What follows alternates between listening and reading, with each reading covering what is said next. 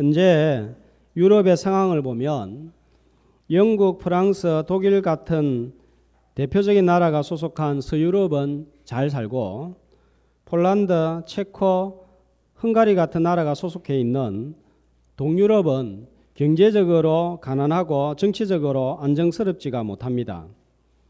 같은 유럽이지만 삶의 질적인 차이가 크게 납니다. 그러나 처음부터 서유럽과 동유럽이 이렇게 차이가 난 것은 아닙니다. 동유럽도 잘 살았습니다. 대표적인 예로 헝가리를 보면 알 수 있습니다. 지도상으로 보면 헝가리는 동유럽에 이렇게 소속해 있는데 유럽에서 최초로 지하철을 건설할 정도로 발전하던 나라였습니다.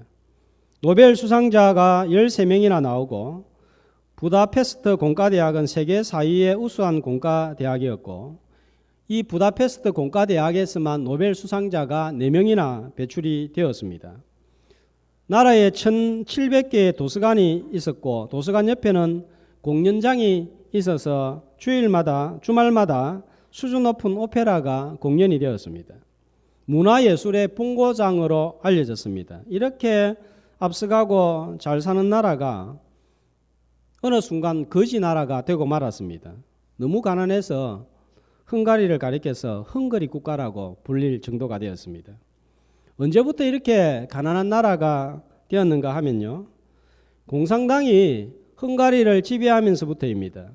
교회 문을 닫게 만들고 하나님을 몰아내고 공산당이 이 나라를 지배하면서 그렇게 잘 살던 나라가 거지 나라가 되고 말았습니다. 너무 못 살게 되니까 60년, 70년을 이끌었던 공산주의를 포기하고 1989년부터 다시 민주주의 나라로 돌아서고 개인의 자유와 종교의 자유를 보장하면서 나라가 새롭게 일어서고 있다는 소식을 듣습니다. 유럽은 다른 민족보다 먼저 하나님을 알고 여러 면에서 복을 받았습니다. 체코 같은 나라는 종교개혁이 일어나기 100년 전에 얀 후스 같은 개혁자가 종교개혁을 외치다가 순교한 곳입니다. 그러나 하나님의 자리에 공산당을 올려놓으면서 받은 복이 떠나게 되었습니다. 하나님은 복을 주시는데 예수 그리스도를 통해서 복을 주십니다. 그래서 주님이 계시면 하나님의 복을 받고 아무리 좋은 환경도 주님이 떠나가시면 복도 떠나갑니다. 하나님은 제일 먼저 팔레스타인 땅에 복을 주셨습니다. 예수님이 어디에서 출생을 했습니까? 팔레스타인 유대 땅에서 출생했습니다. 그러나 유대 사람들이 죽이려고 예수님을 향해서 칼을 들었습니다. 헤롯이 칼을 들었습니다. 예수님이 애굽으로 이동을 했습니다. 다시 돌아왔지만 계속해서 예수님을 거부하고 예수님을 반대합니다. 자, 유다 땅은 하나님의 은혜를 받기에 정말 좋은 환경을 갖추고 있는 땅이었습니다. 유다 중에서도 예루살렘은 성전이 있었고 제사장들이 있었고 그래서 날마다 제사가 드려지고 예배가 드려지고 말씀을 가르치는 서기관들이 모여 있었고 어떻게 믿어야 되는가 행동해야 되는가를 보여주는 바리새인들이 모여 있는 곳, 은혜의 땅, 은혜 받을 수 있는 좋은 환경을 갖추었습니다.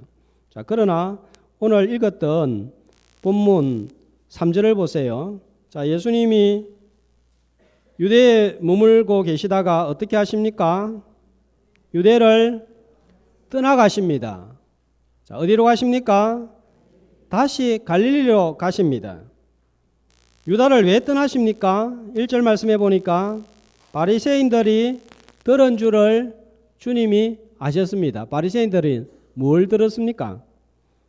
뭘 들었죠? 바리새인들이 들었던 내용이 뭡니까? 1절에 보니까 예수님이 제자를 삼고 세례 베푸는 것이 요한보다 많다 하는 소문 소식을 들었습니다.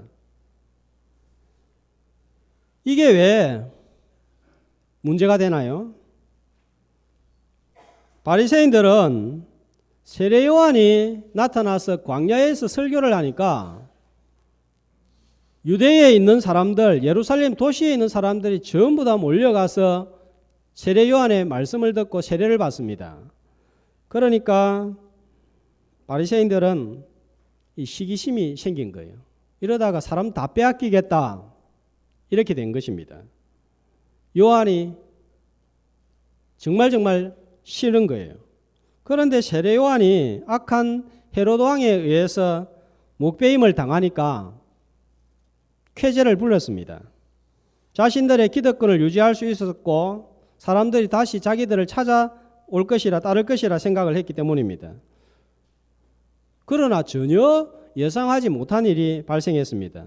세례 요한 사라지고 나면 끝날 줄 알았는데 예수님이 나타나셔서 요한보다 더 많은 사람들이 예수님께 몰려가고 따르게 된 거예요. 바리새인들의 시기심이 극도에 올랐습니다. 가만히 있을 리가 없습니다. 여러분, 시기심이 심하면 사람을 죽이는 거예요. 마태복음 12장 10절에 보면 마지막에 너무 시기심이 극도에 오르다 보니까 자, 대제사장들하고 바리새인들하고 합쳐가지고 힘을 합쳐가지고 예수를 넘겨줍니다. 자, 누구한테 넘겨줍니까? 빌라도한테 넘겨주는 거예요. 마태복음 26장 4절에 보면 넘겨주는 것으로 끝나지 아니하고 예수를 흉계로 잡아 죽이려고 의논을 했습니다. 그러나 예수님은 아직 죽으실 때가 아닌 거예요. 감당해야 할 일들이 남아 있습니다. 그래서 유대를 떠나신 거예요. 주님이 계시는 곳에 하늘의 복이 임하고 사람이 변화되고 나라가 새로워지는데 주님을 거부하니까 주님도 떠나가시는 거예요. 어디로 가십니까? 자, 갈릴리로 가시는데 어디에 머무십니까? 4절 말씀해 보면 사마리아를 통과하여야 하겠는지라. 자, 사마리아 어떤 곳입니까? 몇 주에 걸쳐서 말씀을 드렸습니다. 아수르가 사마리아 땅을 점령한 후에 여러 식민지의 사람들을 모아서 살도록 만들었습니다. 시간이 지나니까 짬뽕이 된 거예요.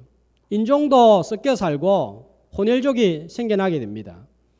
종교도 이 나라 저 나라에서 들여와서 짬뽕이 돼가지고 혼합 종교가 섞여 있었습니다. 각종 우상들이 난무하는 땅입니다. 이런 것을 유대인들은 싫어했고 여기에 사는 사람들과는 상종도 하기 싫어한 곳입니다. 은혜 받을 수 있는 곳이 아니에요. 예루살렘이 있는 유대 땅과는 아주 대조적인 장소입니다. 그런데 이곳에서 어떤 일이 일어납니까? 주님이 머무르시는 거예요. 주님이 머무르니까 복이 임했습니다. 어떤 복이 임합니까? 29절과 39절을 보면 여자가 예수님을 전하니까 30절에 동네 사람들이 막 몰려 나옵니다. 그리고 동네 사람들이 예수를 믿고 온 마을이 복음을 받아들이는 역사가 일어났습니다. 42절에 보면 예수님을 세상의 구주로 믿고 영적인 추수를 하는 타작마당이 되었습니다. 룻기에 보면 은혜의 타작마당이 나오는데 그런 잔치가, 하늘의 잔치가 사마리아에서 벌어졌습니다. 역대상 13장 14절에 보면 이 말씀이 있습니다. 한 목소리로 하나님의 괴가 오벳에돔의 집에서 그의 가족과 함께 석 달을 있으니라. 여호와께서 오벳에돔의 집과 그의 모든 소유에 복을 내리셨더라. 자, 하나님이 계시는 하나님의 괴가 오벳에돔의 집에 머무니까 어떤 역사가 일어났습니까? 그 전에 받지 못했던 복이 오벳에돔의 집에 임하게 된 거예요.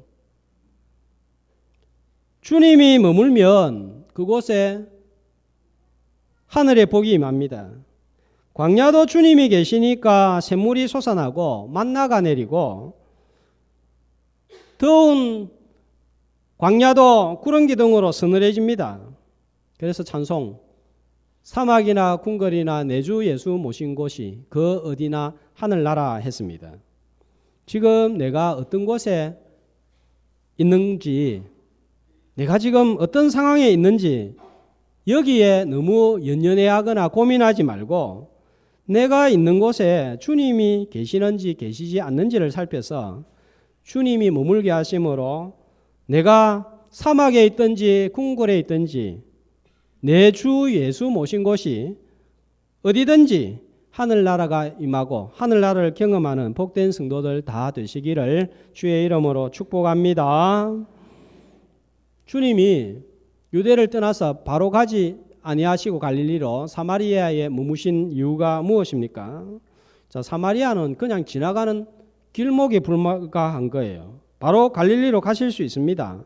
그런데 주님이 이곳에 40절에 보면 얼마간 머물르셨습니까? 40절 말씀을 보시면 이틀을 머물렀습니다. 자, 단순한 이틀이 아니에요. 주님이 머문 이틀은 어떤 이틀입니까? 주님에게는 하루가 1000년 같다고 했습니다. 이틀만 머물러도 2000년 같은 복이 임합니다. 주님을 이틀 거부하면 2000년 같은 주님의 복이 떠나는 거예요. 주님을 거부했을 때 유대 땅은 2000년 동안 주님을 만나지 못하고 아직도 예수님을 거부하는 땅이 되고 있습니다. 사마리아의 주님이 통과하실 수도 있었지만 머물렀던 것은 이 사마리아 사람들의 마음이 준비가 되어 있었기 때문입니다. 예수님은 사마리아에서 어떤 기적도 행하지 않았습니다. 수많은 병자들을 치유해 주었지만 사마리아에서는 어떤 병자도 치료해 주시지 않았습니다. 눈먼 자, 귀먹은 자를 보게 한 이적도 듣게 한 기적도 행하지 않았습니다. 나병 같은 불치병을 치료해 주시지도 않았습니다.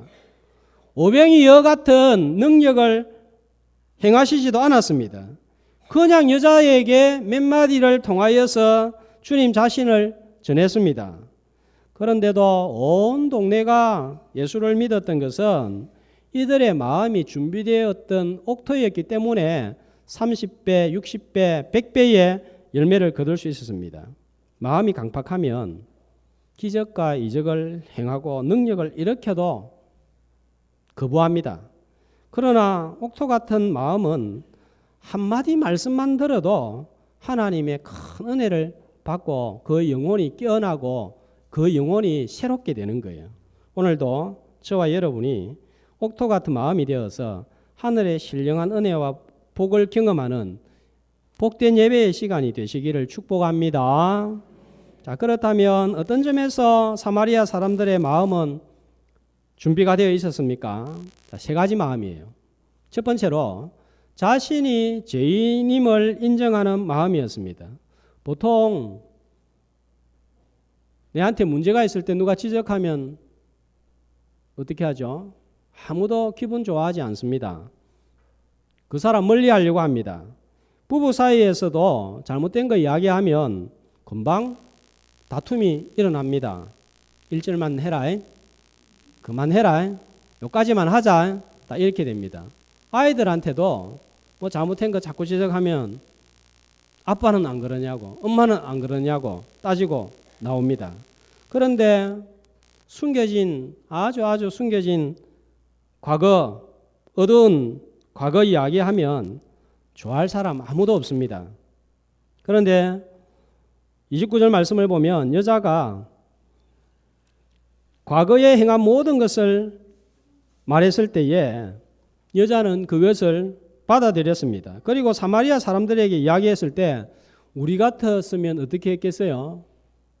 저기 목사님이 내가 옛날에 뭐 했는지 다 알고 있더라. 진짜 아무도 모를 것 같은데 다 알고 있더라. 제 곁에 오고 싶겠어요? 떠나가고 싶겠어요? 나는 네가 어제 뭘 했는지 다 알고 있다. 벌벌 떠는 거예요. 예수님 앞에 가면 그렇게 됩니다. 그런데도 사마리아 사람들은 어떻게 하죠? 30절에 보면 그들이 동네에서 나와 예수께로 오더라. 그리고 42절에 보면 예수님을 자신의 죄로부터 구원하시는 세상의 구주로 믿고 알고 받아들였습니다. 잘한다고 해도 오지 않는 마당에 죄에 대해서 말하는 대로 몰려들었습니다. 이건 정말 마음이 준비가 안 되면 안 되는 거예요. 종교생활도 하고 도덕적으로도 깨끗하고 남들도 많이 도와주고 가진 것도 어느 정도 있고 인간관계도 너무 좋은 사람을 가끔씩 봅니다. 그래서 주변 사람들이 저 사람은 법 없이도 산다는 평가를 듣습니다. 초기에 요한복음 3장에 나오는 니고데모 같은 사람이에요. 니고데모 어떤 사람입니까? 철저하게 종교생활을 하는 바리새인이었습니다.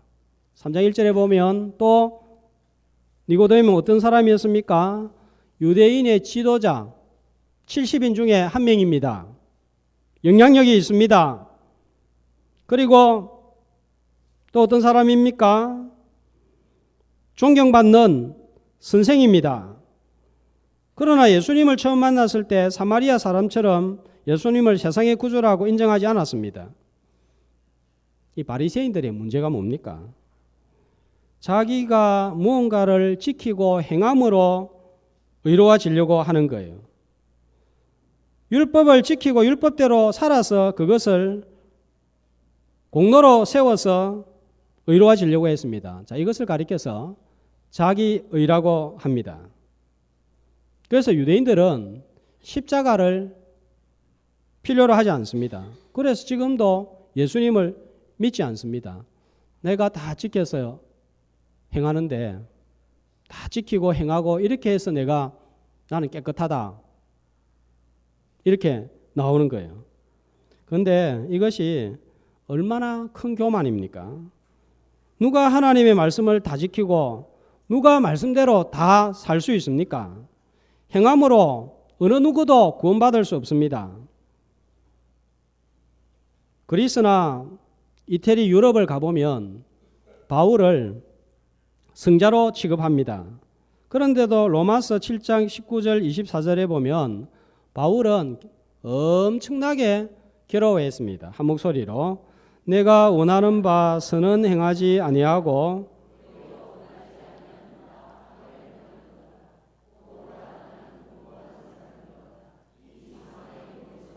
누가 나를 건져내랴.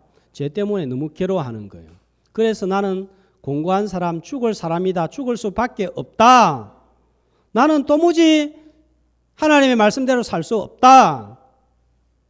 자, 이렇게 자신을 깨닫고 고백하는 사람은 자기 의를 포기합니다. 내가 무언가를 지킬 수 있는 것은 하나도 없구나 깨닫습니다. 그리고 다른 곳으로 고개를 돌립니다. 어떻게 해야 되지? 바울은 해결책을 찾습니다. 그래서 로마서 7장 25절과 8장 1절에 어떻게 고백합니까? 그러므로 우리 주 예수 그리스도로 말미암아 아버지 하나님께 감사하리로다. 생명의 성령의 법이 죄와 사망의 법에서 나를 해방하였음이로다. 주 예수 그리스도로 말미암아 의로워진다는 거예요. 자기의 의가 아니라 십자가의 의입니다. 유대인들은 스스로 무언가를 지켜 행하기 때문에 어렵다고 생각했습니다. 그러나 사마리아 사람들은 달랐습니다. 죄인이라고 하는데도 몰려들어서 주님을 만나고 은혜를 받았습니다. 정말 하나님 앞에서 기도하는 사람은 은혜를 받습니다. 왜 그럴까요? 정말 하나님 앞에서 제대로 된 기도를 하는 사람은 자신을 보는 거예요. 우리 자신을 보면 우리 속에 뭐가 들어있습니까? 완전 죄의 공장입니다. 온갖 악한 것들이 다 들어있습니다. 아무리 기도를 열심히 하고 고상한 척하고 봉사를 해도 내 자신은 죄인이라는 것을 깨닫는 거예요. 자, 이것을 정말 인정하게 되면 내가 이랬다 잘했다 못했다 내세울 게 없습니다. 누가 뭐라고 해도 할 말이 없습니다. 자, 그런 심령은 상하고 통회하는 심령이 됩니다. 이런 사람은 주님의 십자가 앞에 서면 울게 되어 있습니다. 자, 그래서 십자가는 양면성이 있습니다. 죄 때문에 너무 괴롭고 힘들지만 이 죄를 덮어주시는 주님 때문에 또 너무 감사하고 감격이 있는 거예요. 그래서 어떤 찬송이 우리 입술에서 나옵니까? 널 울어도 눈물로써 못 갚을 줄 알아. 바칠 것 없어 이 몸 바칩니다. 그렇게 되는 거예요. 은혜를 받습니다. 자신이 누구인지를 깨닫고 하늘의 큰 은혜를 경험하는 주의 자녀들이 되시기를 축복합니다. 두 번째로 사마리아 사람들은 부드러운 마음을 가지고 있었습니다. 여자가 어떤 사람인지 잘 알고 있습니다. 과거 고대 사회에서 한 마을에 살면 숟가락이 몇 개까지인지 다 압니다. 이 여자가 과거에 어떤 경력을 가지고 있는지 알고 있습니다. 어떤 말을 해도 어떤 좋은 표현을 사용해도 이 여자의 말을 들을 것 같지 않습니다. 그러나 30절 이 여자의 말을 듣고 예수님께 나왔습니다. 천한 여자의 입에서 나오는 진리를 받아들일 수 있는 이 부드러운 마음이 아니면 귀를 기울이지 않을 거예요. 이런 마음에 주님은 역사하시고 복을 주십니다. 자, 우리가 왜 말씀이 안 들리고 귀가 닫힙니까? 마음 때문이에요. 마음이 열리면 귀가 열립니다. 마음이 닫히면 귀도 닫히는 거예요. 조선에 교회가 하나씩 둘씩 생기기 시작할 무렵인 1890년 미국 북장로교회에서 파송한 마포 삼열 선교사님이 입국을 해서 평양을 중심으로 선교 활동을 벌였습니다. 자, 바로 이분이에요. 한 번은 한석진이라는 조사와 함께 원산에서 전도를 하다가 평양으로 돌아가던 중에 길을 잃고 간리라는 깊은 산골에서 하룻밤을 지내게 되었습니다. 간리 마을 사람들은 처음 보는 외국인 선교사였지만 따뜻하게 맞아줬고 음식도 제공해 주었고 그런 따뜻함을 보이니까 선교사님도 자연스럽게 복음을 전했습니다. 자기는 어디에서 왔는지 뭐 하는 사람인지 자기 소개를 하고 복음을 전했습니다. 그리고 평양으로 돌아갔습니다. 그런데 이날 복음을 들었던 3명의 청년들이 평양으로 가서 다시 마포 삼열 선교사님에게 그날 받은 감동과 말씀을 계속해서 들을 수 있고 유지할 수 있는 방법은 뭡니까? 알려달라고 했습니다. 이것이 계기가 되어서 간림 마을에 교회가 세워졌는데 반작교회였습니다. 이 청년들은 한시성을 가졌고 모이기 시작한 지 얼마 안 되어서 20여 가구가 예수를 믿었습니다. 그러니까 곧 예배당이 필요했는데 예배당 지을 나무가 없습니다. 그런데 마침 그 마을에 법펑사라는 절의 부속 건물이 흘리게 되었고 나무가 쓸모가 없게 되니까 마을 사람들은 거기에서 나온 목재를 가지고 예배당을 지은 거예요. 예배당이 완공되던 날 간리 마을은 전체가 잔치가 벌어졌습니다. 교회당 옆에 종각을 세우고 너무 좋아서 예배 때마다 교회 종을 울린 거예요.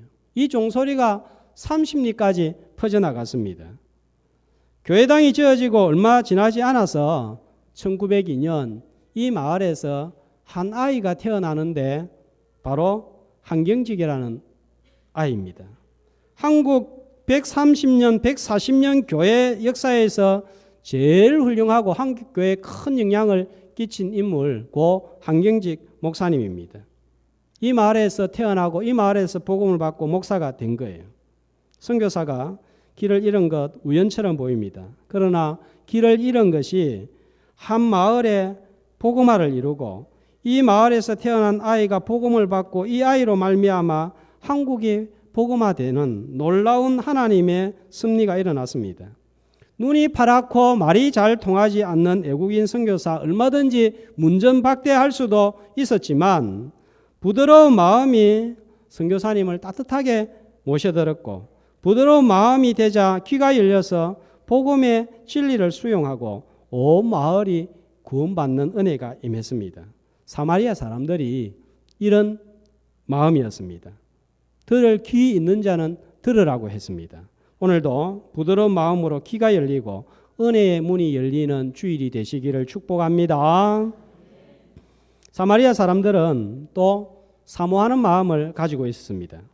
40절 말씀을 보시면 여자를 통해서 예수님을 세상의 구주로 믿은 후에 사마리아 사람들은 어떻게 반응을 했습니까? 40절 보세요. 자, 이렇게 예수를 믿었습니다. 그 다음에 어떤 반응을 보였습니까? 예수님한테 나아가서 자기들과 함께 좀 더 있어달라 요청을 했습니다.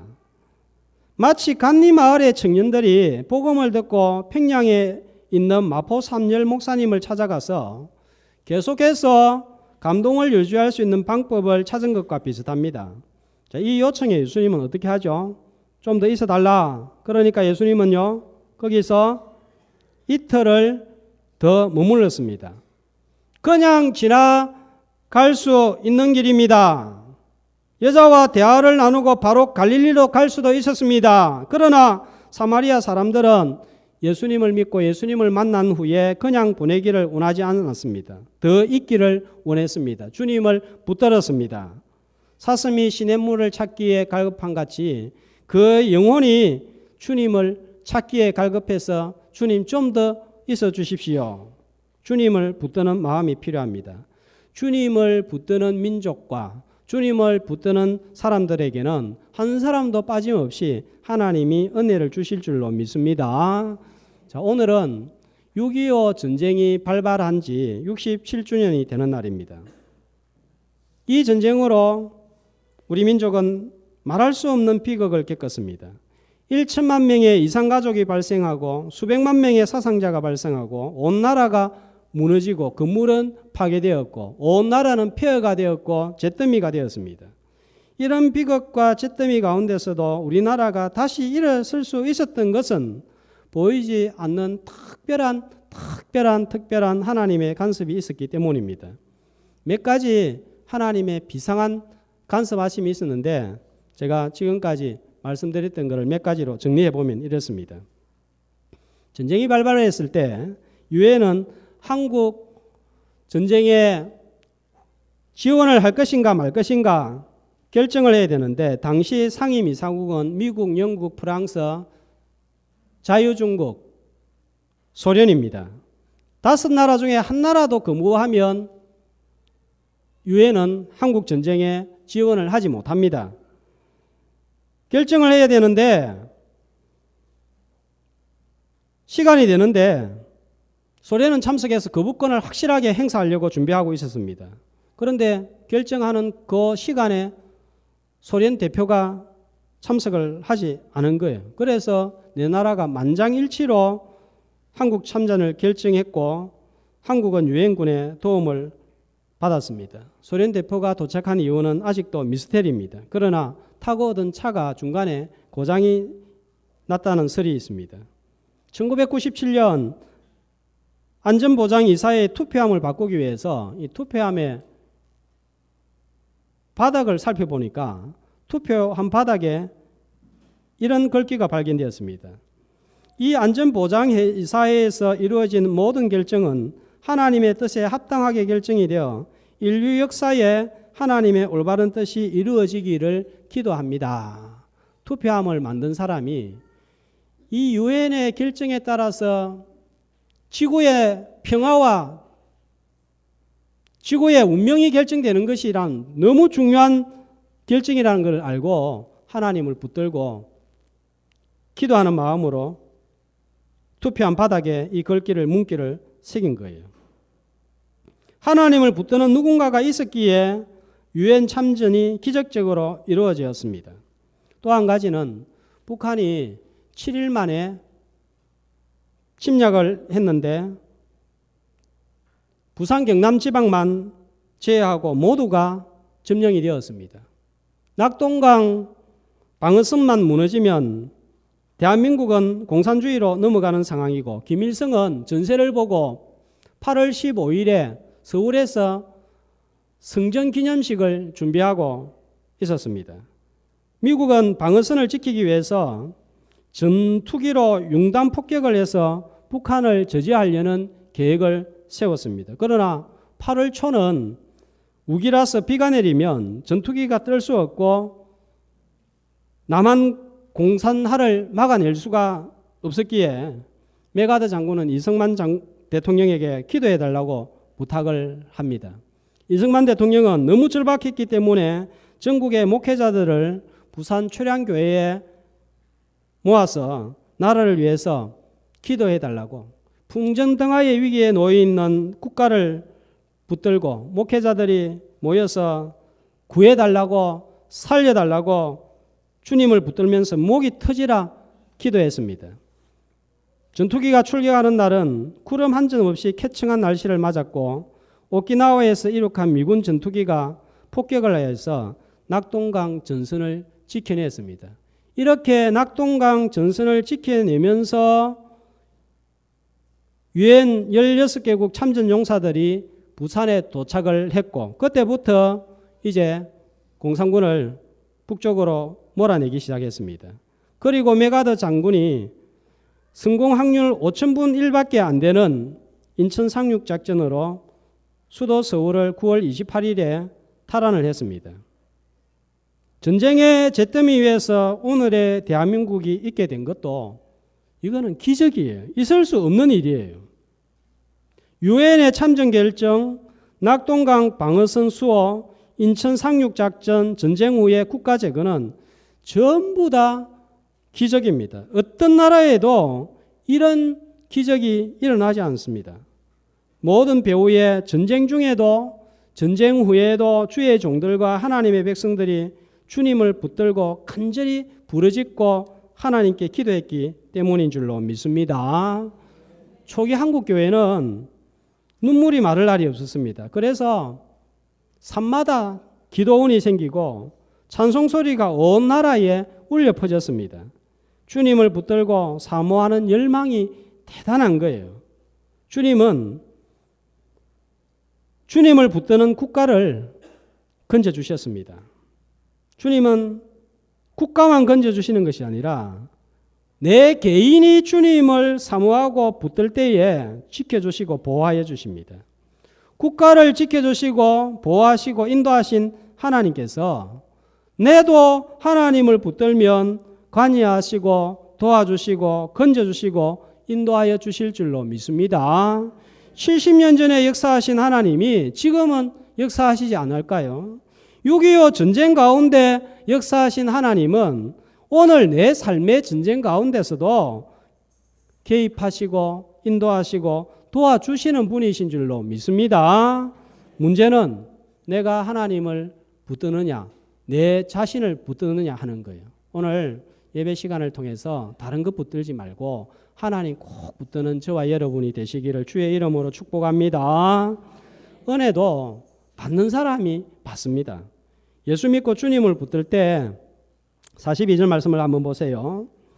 여자의 말만 듣는 것으로 끝나지 아니하고, 자, 사마리아 사람들은 주님을 붙들고 주님이 계시니까 이제 어떤 믿음을 가지게 되었습니까? 여자에게 들은 것으로 믿는 것이 아니라 이제 누구로? 친히 듣고 친히 예수님에게 듣는 거예요. 처음에는 여자를 통해서 은혜 받았지만 친히 듣는 것은, 직접 경험하는 것은 더 큰 은혜를 받는 거예요. 은혜 위에 은혜를 임한 것입니다. 이 지역은 사도행전 8장을 한번 보세요. 어떤 일이 일어납니까? 빌립이 사마리아에 가서 전도하니까 기적이 일어나고 이적이 일어났습니다. 주님 당시에는 기적이 이적을 베풀지 않았지만 빌립이 가서 전도할 때는 기적과 이적과 표적이 따른 거예요. 은혜 위에 은혜가 임한 것입니다. 사마리아는 도무지 은혜를 받을 수 없는 동네처럼 보입니다. 그러나 어떤 마을보다도 큰 은혜를 경험하고 또 경험했습니다.